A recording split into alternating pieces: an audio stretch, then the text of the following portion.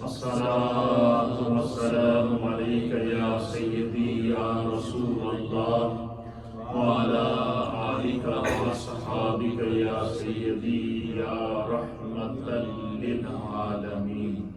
حضرات محترم، ہماری ہفتہ وار مجلس ذکر و دعا اور ایک روحانی تربیتی ہمارا یہ مجلس و محفل ہوتی ہے، جس میں ذکر بھی ہوتا ہے اور اولیاء اللہ، صوفیاء کرام، اہل تصوف اور صحابہ کرام اور بالخصوص تعلیمات مصطفیٰ کریم صلی اللہ تعالیٰ علیہ وآلہ وسلم کا کوئی ایک پہلو ہم لیتے ہیں تو کوشش کرتے ہیں کہ اس کو ہم اپنی زندگی پر اپلائی کریں تاکہ ہماری اصلاح ہو سکے۔ تو اس سے پہلے میں نے آپ کی خدمت میں تعلیمات غوث اعظم کے نام سے تقریباً 10 کے قریب میں نے لیکچر ریکارڈ کرا دیے ہیں، جس کو آپ نے یہاں براہ راست سنا بھی ہے اور سوشل میڈیا پر بھی اس کو مسلسل سنا جا رہا ہے۔ آج سے ہم ایک سلسلہ اور شروع کرتے ہیں اور اس کا ٹاپک ہے کہ جس طرح آج کے اس دور کے اندر، جس دور سے ہم گزر رہے ہیں،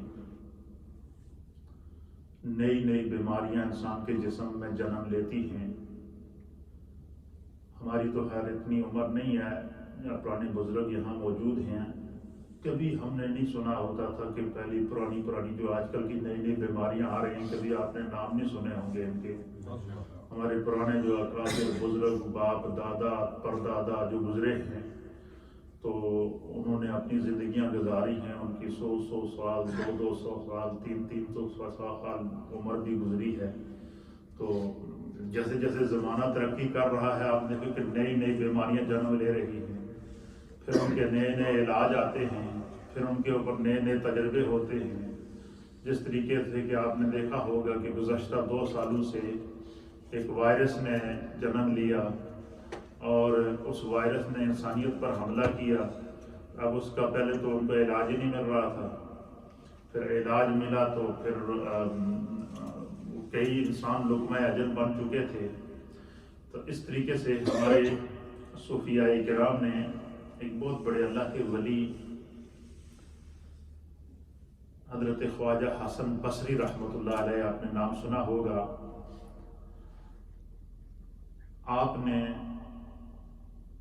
آپ فرماتے ہیں کہ جس طرح انسان کے جسم پر ظاہری طور پر مختلف بیماریوں کا حملہ ہوتا ہے، اس طرح انسان کے روح پر بھی حملہ ہوتا ہے، انسان کے نفس پر بھی حملہ ہوتا ہے۔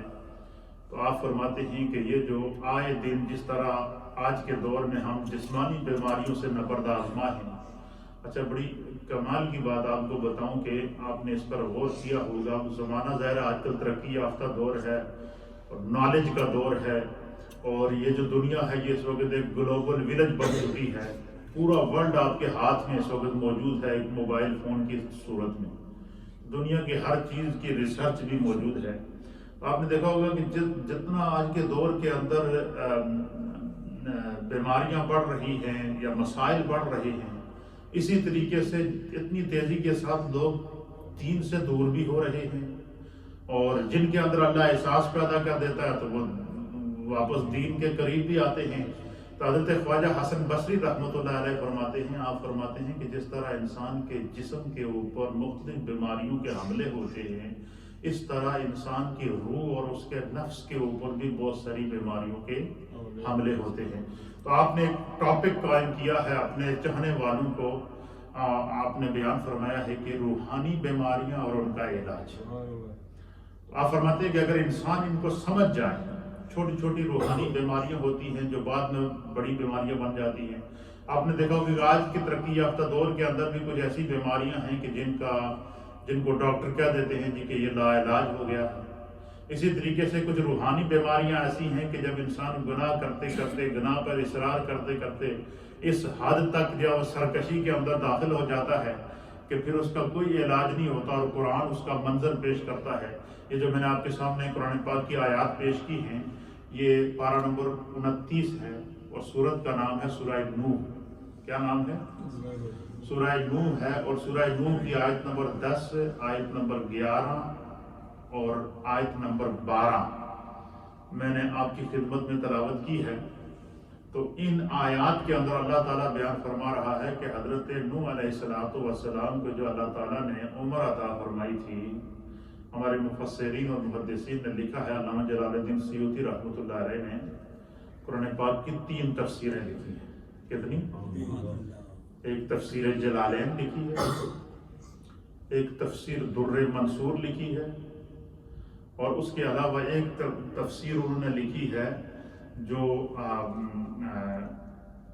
علوم قرآن کے اوپر اس طرح لکھی ہے جس طرح کہ میں نے آپ کو یاد ہوگا کہ رمضان کے دروس کے اندر میں نے آپ کو بتایا تھا کہ انہوں نے یہاں تک لکھا ہے کہ قرآن پاک میں نقطے کتنے ہیں، زیریں کتنی ہیں، زبریں کتنی ہیں، اور قرآن پاک کے حروف کتنے ہیں. قرآن پاک کے اندر جو ایک ایک چیز کا انہوں نے کیا کیا وہ لکھ دیا. اتنا بڑا انہوں نے یعنی کام کیا. تو یعنی 3 تو تفاسیر اللہ تعالیٰ نے ان سے قرآن پاک لکھنے کی لی ہے. یعنی اتنا بڑا قرآن کے اندر علوم کا سمندر ہے.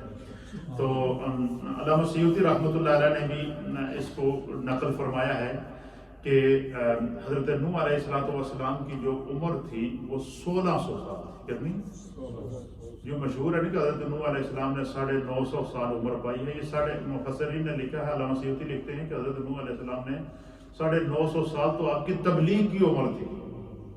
اللہ نے آپ کو 1600 سال عمر عطا فرمائی تھی، اور 950 سال تک جب اللہ نے حکم ہوا کہ آپ اعلان نبوت فرمائیں تو اعلان نبوت فرمانے کے 950 سال تک لوگوں کو تبلیغ کرتے رہے، آواز دیتے رہے، حق کی بات پہنچاتے رہے. لیکن علامہ سیوطی رحمۃ اللہ علیہ لکھتے ہیں کہ وہ اتنے جو ہے وہ اس قدر وہ سنگ دل ہو چکے تھے کہ جب نوح علیہ السلام ان کو پیغام دیتے نا تو وہ کانوں میں انگلیاں ڈال دیتے تھے، اور اس نیت سے ڈالتے تھے کہ انہوں نے آواز سڑے کانوں میں نہ پہ. اچھا، کچھ وہ ہوتے تھے جو کانوں کے اوپر کپڑا لپیٹ لیتے تھے، اور کچھ وہ ہوتے تھے کہ جہاں نوح علیہ السلام بیٹھے ہوئے ہو تو وہاں سے بھاگ کے سائڈوں پہ چلے جاتے تھے کہ قدرے کوئی کان بھی آواز نہ پہ جائے. تو پھر ایک وقت ایسا آیا کہ اللہ نے فرمایا کہ اے میرے نوح، آپ نے جو ڈیوٹی دی تھی وہ پوری ہو گئی، خدا آپ سے راضی ہے، آپ کے ذمہ جو کام تھا وہ آپ نے پورا کر دیا ہے. اس لیے ہمارے علماء اور محدثین جب بھی کوئی بیان کرتے ہیں تو تقریر کے آخر میں پتہ ہے کیا کہتے ہیں؟ وَمَا عَلَيْنَا إِلَّا الْبَلَاغُ، کہ ساڈا کام سی تواڈے تک پیغام پہنچانا، تواڈے کاناں وچ گل پانا. عمل کرنا یا نہ کرنا یہ انسان کے اپنے اوپر ہے. تو پھر اللہ تعالیٰ نے اس منظر کو بیان کیا کہ نوح علیہ السلام ان کو پیغام دیتے تو وہ یہ کچھ کرتے. پھر بھی حضرت نوح علیہ السلام نے ان سے آخر عذاب کے آنے سے پہلے، طوفان نوح آنے سے پہلے آپ نے ان سے کہا کہ میرا رب فرماتا ہے. کیا فرماتا ہے؟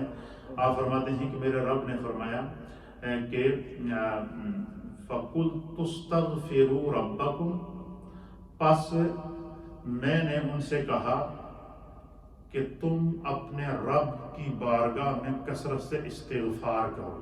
کیا کرو؟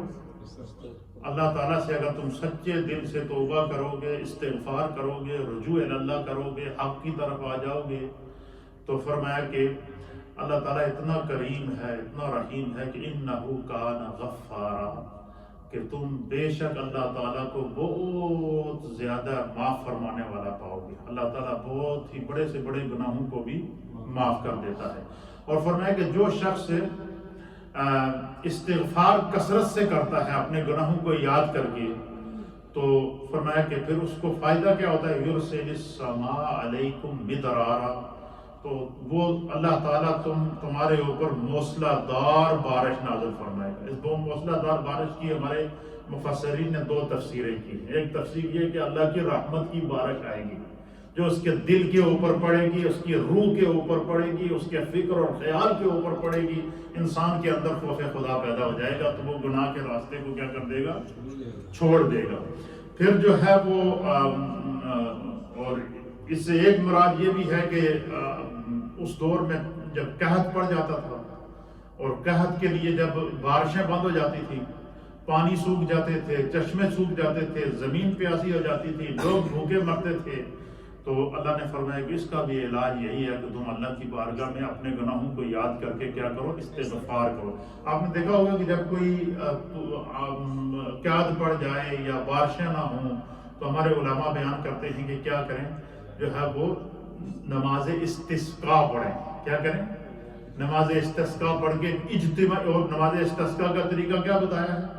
اس کا طریقہ یہ بتایا ہے کہ جب کسی وادی کے اوپر، کسی علاقے کے اوپر جب یہ سامنے ظاہر ہو جائے کہ یہ ان کو اللہ تعالیٰ کسی گناہ کی سزا دے رہا ہے، تو فرمایا کہ یا قحط کی صورت نازل ہو جاتی ہے، فرمایا کہ پھر اپنے گھروں سے باہر نکل جاؤ، مساجد سے باہر نکل آؤ، کھلے میدان کے اندر چلے جاؤ۔ اور کھلے ایک دفعہ مدینہ طیبہ کے اندر بھی اسی طریقے سے اس کے گرد و نواح کے دیہاتوں کے اندر جب وہ قحط پڑ گیا تو وہ لوگ نبی علیہ الصلوۃ والسلام کے پاس آئے تو حضور نبی علیہ الصلوۃ والسلام نے فرمایا کہ تم ایسا کرو، جس محلے کے اندر قحط پڑا ہوا ہے یا آپ لوگ اللہ کی آزمائش میں آ گئے ہو، تو تم فلاں دن فلاں میدان کے اندر، اس علاقے کا جو میدان تھا اس میدان میں جمع ہو جاؤ، اپنے مردوں کو بھی ساتھ لے کر آؤ، اپنی عورتوں کو بھی ساتھ لے کر آؤ، اپنے بچوں کو بھی ساتھ لے کر آؤ، حتیٰ کہ یہاں تک سرکار نے فرمایا کہ جو تمہارے گھر میں جانور رکھے ہوئے ہیں، تم نے جو جانوروں کو چاہے پرندوں کی صورت میں ہو یا جانوروں کی صورت میں ہو، جو گھر میں تم نے جانور رکھے ہیں، حضور نے فرمایا ان جانوروں کو کٹ کے نہ لے آؤ۔ تو وہ سارے سرکار نے فرمایا کہ فلاں دن فلاں جگہ پہ جمع ہو جاؤ، پورا علاقہ جمع ہو گیا، پورا محلہ جمع ہو گیا، عورتیں، مرد، بچے، بچیاں، جانور، پرندے، چرندے، جو کچھ ان کے پاس تھا سب لے کر میدان کے اندر آئے گئے۔ سب سرکار کے لیے میدان میں منبر لگایا گیا۔ اللہ کے حبیب علیہ الصلوۃ والسلام نے 2 رکعت صلاۃ الاستسقاء پڑھی۔ پڑھنے کے بعد سرکار دو عالم صلی اللہ تعالیٰ علیہ وآلہ وسلم نے اللہ کی بارگاہ میں دعا کی کہ یا اللہ، یہ کھلے آسمان تیرے اپنے گھروں کو چھوڑ کر تیری بارگاہ میں آ گئے ہیں، اپنے جانوروں کو بھی یہ ساتھ لے کر آ گئے ہیں، اپنے چھوٹے چھوٹے بچوں کو بھی یہ ساتھ لے کر آئے ہیں۔ اے اللہ، تیری بارگاہ میں دعا ہے کہ رحمت کی بارش نازل فرما اور ان کے گناہوں سے کی بخشش عطا فرما، ان سے جو تو نے کسی وجہ سے ناراضگی کی ہے اس ناراضگی کو ان پر معاف فرما اور ان پر موصلہ در بارش فرما۔ حدیث کے اندر آتا ہے، امام بخاری رحمۃ اللہ علیہ نے اس طرح اشارہ دیا ہے، آپ فرماتے ہیں کہ سرکار دعا مانگ رہے تھے، اس طرح آپ نے ہاتھ بلند کیے ہوئے تھے، آپ کے بغلوں کی یہ جو سفیدی ہے نا یہ نظر آ رہی تھی، اور حضور گڑ گڑا کر رو رو کر دعا مانگ رہے تھے۔ حضور علیہ الصلوۃ والسلام کی آنکھ سے دعا کے دوران ٹپکنے والا آنسو، اس سے آپ کی داڑھی مبارک بھیگ گئی۔ آپ فرماتے ہیں کہ بس ابھی ہاتھ سرکار کے بلند ہی تھے تو ہم نے بڑا عجیب و غریب منظر دیکھا، کبھی ادھر مشرق سے بادل آ رہے ہیں، مغرب سے بادل آ رہے ہیں، شمال سے بادل آ رہے ہیں، جنوب سے بادل آ رہے ہیں، اور سرکار دو عالم صلی اللہ علیہ وسلم ابھی اپنے ہاتھ ہیں ابھی اس پہ نہیں پھیرے تھے، چہرے پہ نہیں پھیرے تھے، تو اللہ نے بارش نازل کر دی۔ پھر اسی طریقے سے ایک حدیث کے مطابق مدینہ طیبہ کے اندر لوگوں نے آ کر کہا، جمعے کا دن تھا، تو حضور علیہ الصلوۃ والسلام نے دعا کی کہ یا اللہ، جانور پیاسے ہیں، زمین تیری پیاسی ہے، انسان پیاسے ہیں، تیری مخلوق پیاسی ہے، اللہ ان پر بارش نازل فرما۔ کہتے ہیں ابھی حضور علیہ الصلوۃ والسلام نے ہاتھ نیچے نہیں کیے تو بارش نازل ہو گئی، اتنی نازل ہوئی، اتنی بارش برسی، اتنی برسی، اتنی برسی، ایک دن گزر گیا نہیں رکی، دوسرا دن گزر گیا نہیں رکی، تیسرا دن گزر گیا نہیں رکی، چوتھا دن گزر گیا، پانچواں چھٹا دن گزر گیا، پھر جمعہ آ گیا، اور حتیٰ کہ کہتے ہیں کہ کھیتیاں بہنا شروع ہو گئی اور مکانات بہنا شروع ہو گئے، تو لوگوں نے آ کر کہا کہ یا رسول اللہ، جو ہے وہ بارش تو اس وقت کی ابھی تک بند ہی نہیں ہوئی ہے، اب تو ہمارے کھیتیاں جو ہے وہ بہنا شروع ہو گئے، مکانات بہنا شروع ہو گئے، جانور بہنا شروع ہو گئے۔ تو حضور علیہ السلام نے اس طرح انگلی سے اشارہ کیا کہ یا اللہ، مدینے کے پہاڑوں کے اوپر ان بادلوں کو برسا دے اور مدینے کی سرزمین کے اوپر بارش کو، ان کو طوفان اور سیلاب سے بچا۔ تو پھر میں اسی وقت بارش بند ہوگی۔ کہتے ہیں کہ اس طرح سرکار کی انگلی پھیرتی جاتی تھی تو بارش ختم ہوتی جاتی تھی۔ تو اس طریقے سے حضرت خواجہ حسن بصری رحمۃ اللہ تعالیٰ علیہ آپ لکھتے ہیں کہ دنیا کے ہر مرض کا علاج، ہر روحانی مرض کا علاج استغفار ہے۔ ہمارے یہاں تو یہ شوگر کی دوائی الگ لے ہو، بلڈ پریشر دی الگ لے ہو، اچھا ذہنی ٹینشن ہے تو اس کی گولیاں الگ لے ہو، اچھا کوئی فلاں چیز ہے تو اس کا الگ لو، ایک ایک بندے 20 گولیاں ڈیلی کھانا ہے یا نہیں کھانا ہے، پھر بھی ٹینشن ختم نہیں ہوتی ہے۔ تو حضرت خواجہ حسن بصری فرماتے ہیں کہ روح کے اندر اور جتنی بھی روحانی بیماریاں انسان کو کسی بھی صورت میں، چاہے وہ گناہوں کی صورت میں ہوں، نافرمانیوں کی صورت میں ہوں، یا انسان بے عملی کی صورت میں ہو، کسی بھی صورت میں ہو، فرمایا اللہ تعالیٰ نے ایک اس روحانی بیماری کا علاج، سب سے پہلا علاج استغفار کی صورت میں پیش کیا ہے۔ تو آپ فرماتے ہیں حضرت خواجہ حسن بصری رحمۃ اللہ علیہ کہ آپ کے پاس جو ہے آپ کی مجلس لگی ہوئی تھی، بہت سارے لوگ آپ کے پاس بیٹھے ہوئے تھے، تو ایک شخص آیا اور اس نے کہا کہ حضور بارشیں نہیں ہو رہی ہیں، قحط سالی ہے بڑی سخت، اور ہر طرف جو ہے وہ زمین پیاسی ہے، جانور پیاسے ہیں اور بڑی پریشانی ہے، تو آپ اللہ سے دعا کریں۔ تو آپ نے حضرت خواجہ حسن بصری نے ان سے کہا کہ اجتماعی طور پر سارے گاؤں والے استغفار کرو۔ آپ نے فرمایا سب جو یہاں بیٹھے ہیں وہ بھی استغفار کرو۔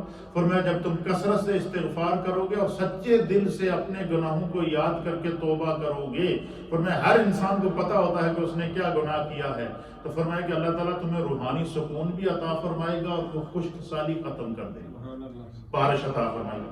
پھر فرماتے ہیں کہ اسی مجلس کے اندر ایک شخص نے اگر کیا کہا کہ قحط سالی ہے، تو آپ نے فرمایا کہ استغفار کرو۔ کہتے ہیں پھر دوسرا شخص آیا تو اس نے کہا کہ حضور حالات بڑے خراب ہیں، نوکری چھٹ گئی ہے، کوئی کام نہیں ہے، بچے بھوکے ہیں، اور بڑی کوشش کی ہے، اس کے باوجود مجھے کوئی صحیح جواب نہیں مل رہی ہے۔ آپ اللہ کی بارگاہ میں دعا کریں کہ اللہ تعالیٰ میں نے کوئی چنگی نوکری دے دی۔ حضرت خواجہ حسن اسی مجلس میں حضرت خواجہ حسن بصری نے کہا کہ تم کثرت سے استغفار کرو، فرمایا کثرت سے استغفار کرو۔ تو وہ شخص بیٹھ گیا۔ کہتے ہیں کہ وہ جب بیٹھ گیا تو پھر تیسرا شخص آیا، اور جب وہ تیسرا شخص آیا تو اس نے آ کر کہا، تیسرے شخص نے، کہ حضور میں بے اولاد ہوں، میرے گھر اولاد نہیں۔ اب اللہ کے ولی ہیں، آپ کے پاس ہر وقت جو ہے وہ ایک ہجوم عاشقاں رہتا ہے، آپ خدا کی بارگاہ میں دعا کریں کہ اللہ تعالیٰ مجھے اولاد عطا فرمائے۔ اور اولاد میں بھی انہوں نے کہا جی کہ اللہ تعالیٰ میں نے 2 بیٹے دے گئے۔ تو حضرت خواجہ حسن بصری رحمۃ اللہ علیہ نے اسے فرمایا کہ تم اس طرح کر کے کثرت سے استغفار کر، چلتے پھرتے اٹھتے بیٹھتے، استغفر اللہ ربی من کل ذنب واتوب الیہ، استغفر اللہ ربی من کل ذنب واتوب الیہ، استغفر اللہ ربی من کل ذنب واتوب الیہ۔ فرمایا تو کثرت سے استغفار کر، اللہ تعالیٰ تجھے تیری خواہش کے مطابق بیٹے عطا فرمائے۔ کہتے ہیں کہ ابھی بیٹھے ہوئے ہی تھے تو پھر ایک اور شخص آیا، اور اس نے آ کر کہا کہ حضور میرا کھجوروں کا باغ ہے، اور 1-2 سال تو انہوں نے کوئی کھجورا نہیں لگ رہی ہیں، باغ خشک ہو گیا۔ تو اس دن رات میرا نظام چلتا سی، کاروبار چلتا سی، اور سارا جب وہ سسٹم چلتا تھا تو بڑا پریشان ہوں۔ حضرت خواجہ حسن بصری نے اس سے فرمایا کہ تو کثرت سے استغفار کر۔ تو پھر جو ہے وہ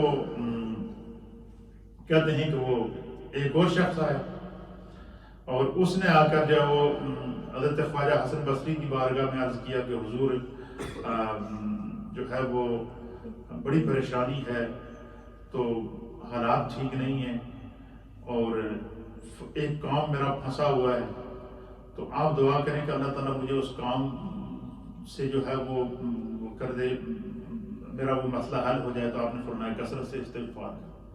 اب اسی طریقے سے کئی لوگ آتے رہے، تو حضرت خواجہ حسن بصری جو بھی بندہ آپ کے پاس کوئی مسئلہ لے کر آیا تو آپ نے فرمایا استغفار کرو۔ تو کسی نے پھر ان سے عرض کیا کہ حضور یہ ہر ایک کو آپ ایک ہی علاج بتا رہے ہیں کہ کثرت سے استغفار کرو، کثرت سے استغفار کرو۔ تو حضرت خواجہ حسن بصری رحمۃ اللہ علیہ نے قرآن پاک کی یہ آیتیں پڑھی ہیں جو میں نے آپ کے سامنے بتائی۔ آپ نے فرمایا کہ کیوں؟ اللہ فرماتا ہے کہ تم میری بارگاہ میں استغفار کرو گے تو مجھے توبہ کو قبول کرنے والا اور غفور اور رحیم پاؤ گے۔ تو فرمایا کہ جس نے کہا تھا کہ قید پڑا ہوا ہے، خشک سالی ہو گئی ہے، کھجوروں کے باغ سوکھ رہے ہیں، تو فرمایا میں نے اسے کہا کہ کثرت سے استغفار کرو، کیوں کہا؟ فرمایا اللہ نے فرمایا کہ یرسل السماء علیکم مدرارا، کہ جب تسی کثرت نال استغفار کرو گے تو خدا رحمتی بارش نازل کرے گا، موسلا دار بارش نازل کرے گا۔ پھر فرماتے ہیں کہ جس نے اگر یہ کہا کہ مجھے اللہ تعالیٰ جو ہے وہ میرا کاروبار میں برکت ہو، تو میں نے اسے کہا استغفار کرو۔ آپ نے فرمایا اس کا بھی علاج اللہ نے قرآن کے اندر فرمایا، اللہ کیوں فرمایا کہ فرمایا جب تم کثرت سے استغفار کرو تو کیا ہوگا؟ یمددکم باموال، اللہ تعالیٰ تھوڑے مال بھی برکت پا کے تھوڑی مدد کرے گا، تھوڑے کاروبار بھی برکت پا کے تھوڑی مدد کرے گا، تمہاری جو ہے وہ جاب کے اندر برکت ڈال کے تمہاری مدد فرمائے گا، تمہارے رزق کے اندر برکت ڈال کے تمہاری مدد فرمائے گا۔ آپ فرماتے ہیں کہ جو چوتھا بندہ میرے پاس آیا ہے، اس نے کہا کہ میں نے اولاد نہیں ہے، تو جو ہے وہ آپ دعا کریں کہ اللہ تعالیٰ، تو میں نے اسے کہا کہ استغفار کرو تو خدا تمہیں اولاد بھی عطا فرمائے گا۔ اور میں اسی آیت میں اللہ تعالیٰ نے فرمایا کہ بِأَمْوَالٍ وَبَنِينَ، اللہ تعالیٰ تمہاری مال کے ذریعے اور تمہاری نیک اولاد کے ذریعے تمہاری مدد فرمائے گا۔ تو فرمایا اس کو اولاد نہیں تھی، خدا فرماتا ہے کہ تم کثرت سے استغفار کیا کہ بندہ گناہوں کو چھوڑ کر خدا کی طرف رجوع کرتا ہے۔ تو آپ فرماتے ہیں جب بندہ اللہ کی طرف رجوع کر لے اور سچی توبہ کر لے تو وہ خدا کا دوست ہو جاتا ہے۔ جب خدا کا دوست ہو جائے تو اللہ کو جڑی چیز مانگو گے وہ اسی وقت پوری کرے گا، دعا مانگو گے تو اسی وقت قبول، کاروبار مانگو گے تو اسی وقت برکت، اولاد مانگو گے تو خدا نیک اولاد عطا فرمائے گا۔ آپ فرماتے ہیں کہ جتنی بھی روحانی بیماریاں ہیں ان کا سب سے بہترین علاج کیا ہے؟ بندہ استغفار کرے، چلتے پھرتے اٹھتے بیٹھتے۔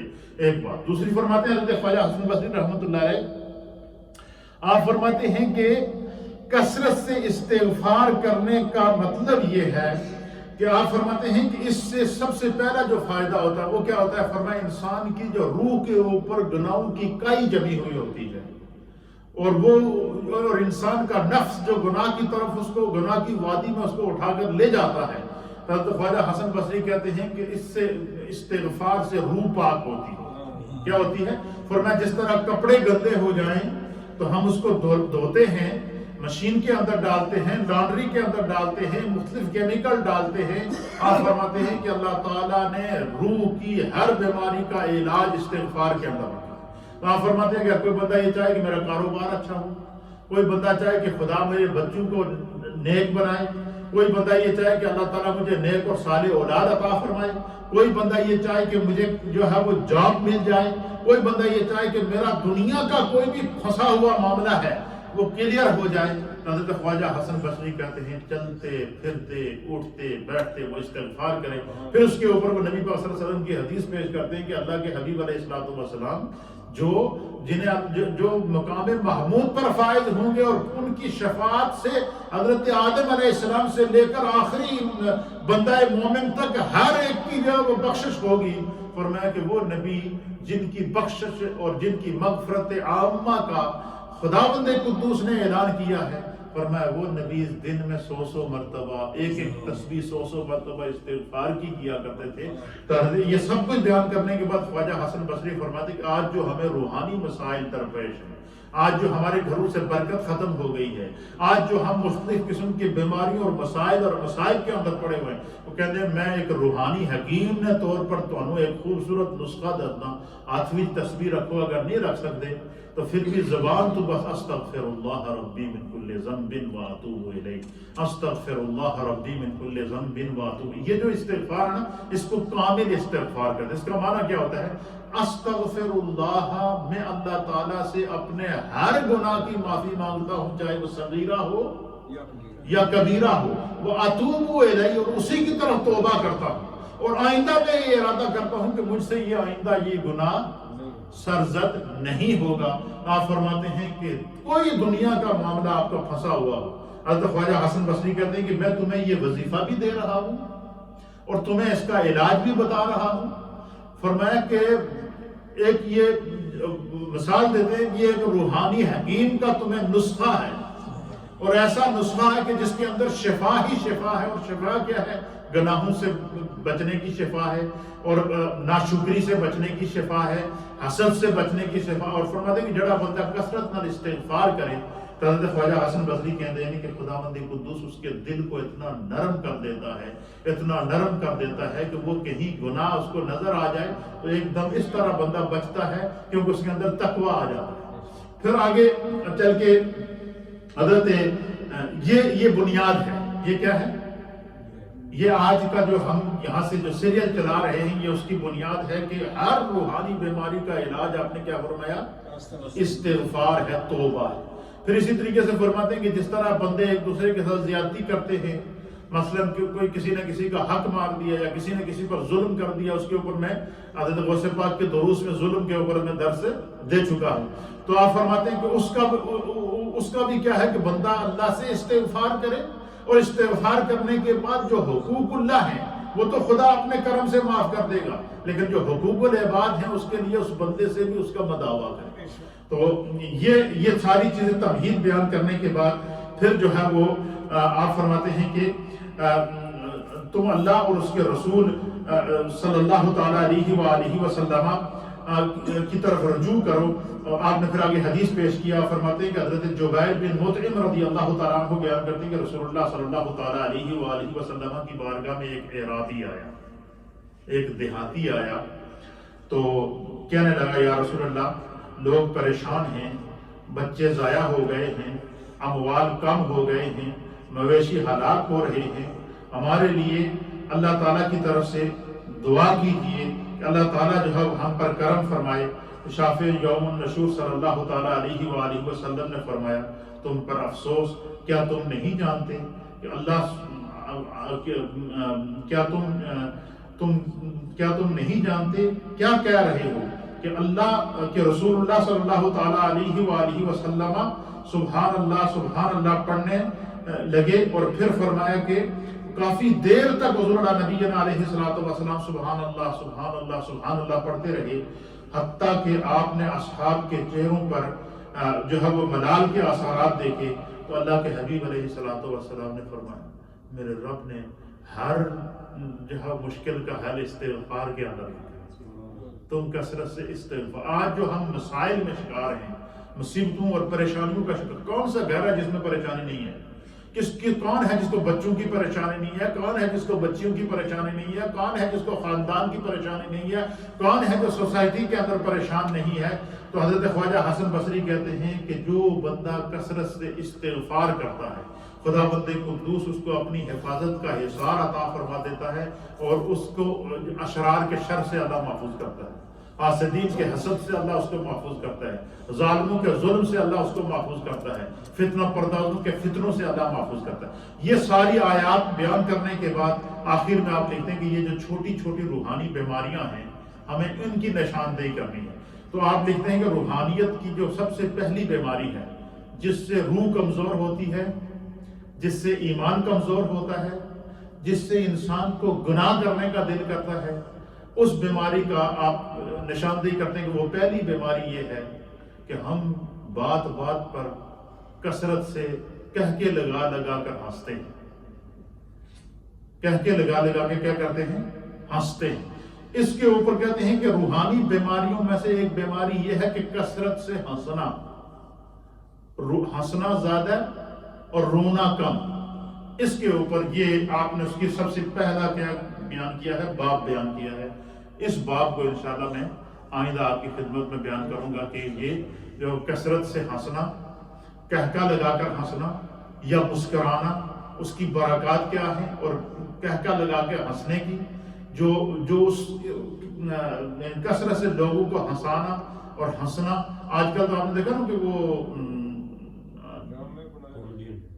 ٹی وی کے اوپر ایسے کامیڈین آ رہے ہیں کہ جو بندہ کلا بیٹھا ہے وہ ہنستا رہتا ہے۔ تو اب یہ کثرت سے کہکا لگا کر ہنسنا، اس کے کیا نقصانات ہیں، اس کو میں آگے اس کی انہوں نے 18 علامات بیان فرمائی، پھر اس کا اس روحانی مرض اس کی روحانی نقصانات بیان فرمائے، پھر اس کا روحانی علاج بیان فرمایا۔ یہ انشاءاللہ آئندہ درس میں آپ کی خدمت میں بیان کروں گا۔ آج صرف تمہید، اور تمہید کیا ہے کہ ہمیں ہر دنیا کی ہر پریشانی، ہر روحانی پریشانی کا علاج استغفار کے اندر ہے، ہر گھریلو پریشانی کا علاج جو ہے وہ استغفار کے اندر ہے. اچھی جاب کی اگر تلاش ہے، رزق حلال کثرت سے چاہیے، کاروبار میں برکت چاہیے، اولاد میں برکت چاہیے.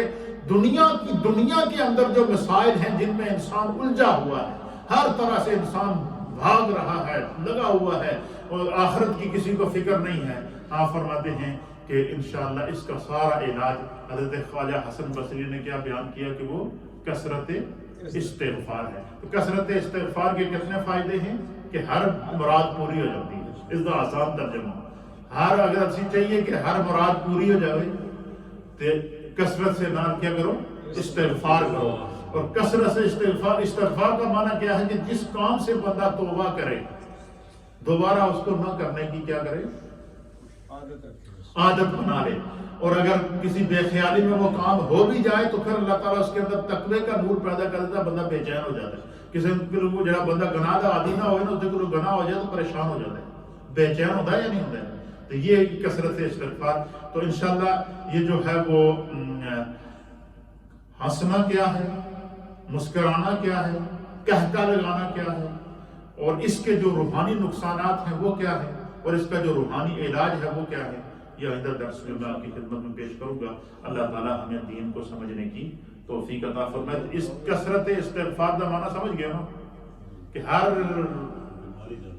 ہر بیماری دا، ہر روحانی بیماری دا علاج اللہ نے استغفار بھی رکھا. تھوڑا سا ذکر. بسم اللہ.